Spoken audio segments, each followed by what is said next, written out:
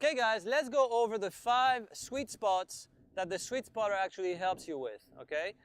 One that you guys mostly know is the racket head sweet spot. So if you take your racket, all right, tennis manufacturers will actually spend quite a bit of marketing dollars to make sure that you understand how large the sweet spot is in the racket.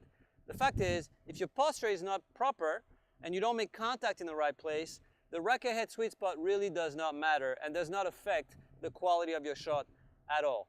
There are 5 sweet spots that you need to master, so we're going to go over all 5. Sweet spot number 1 is the postural sweet spot, okay? And you guys probably know what I'm talking about. When you take a shot, a lot of you have the tendency to tilt, okay? So you'll see a lot of players actually bending down this way when they hit, or bending down that way when they hit. Some of them bend backward, some of them actually pivot and go this way. It's important to take control of your postural sweet spot, and that is every single time that you make contact, you want to be up straight, okay? So what the sweet spotter is going to do for you is if you don't hit a ball in a perfect postural sweet spot, you're going to fail. And that's going to look this way, okay? Where you're perfectly balanced, you're up straight, okay? Your center of gravity is under control, everything is aligned, and you feel balanced. And you don't feel like you're going to tilt one way or the other. You basically look like what you look like when you walk, okay? That's number 1, postural sweet spot.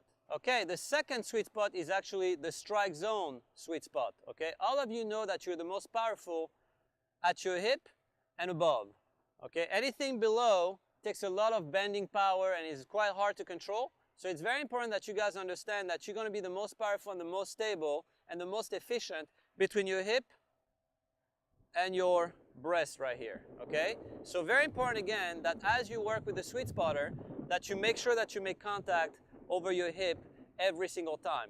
Basically, the ideal zone is going to be right here, okay? That is your strike zone sweet spot, number 2. The third one, which is equally as important as the other 2, is the point of contact sweet spot, okay? And that has to do with where you make contact with the ball, all right? It's kind of the equivalent of the postural sweet spot, but for your racket and your arm, okay? Not so much the body, all right? So what you will notice is if you make contact too far in front, your sweet spotter will be at an angle and your ball will probably end up going to the left, okay? If you make contact too late, all right, you see the sweet spotter is facing to the right, the ball will probably end up going that way. And I'm sure you guys have actually seen slow motion of, you know, Federer's forehand or Djokovic's forehand, any of the ATP Tour player or WTA players, you know, in slow motion or still shots, and you will notice that the most powerful shots they hit are always right here. And you will see they actually frame it, you know, this way, where everything is aligned, the point of contact is straight, you will see the wrist is slightly behind, okay?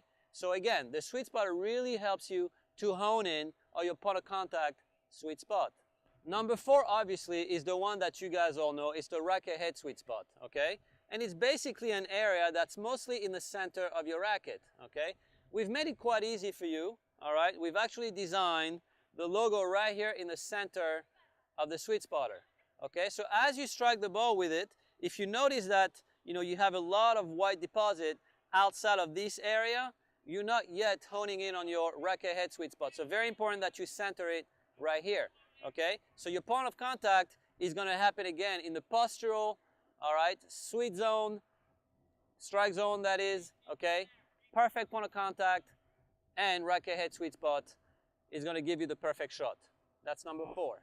Okay guys, last one, full swing, sweet track. Okay, very important that you understand that the most amount of power that you can put into a shot comes from the longest drive that you can generate with your racket. So it's very important that as you swing, that you actually finish all the way around your neck, okay?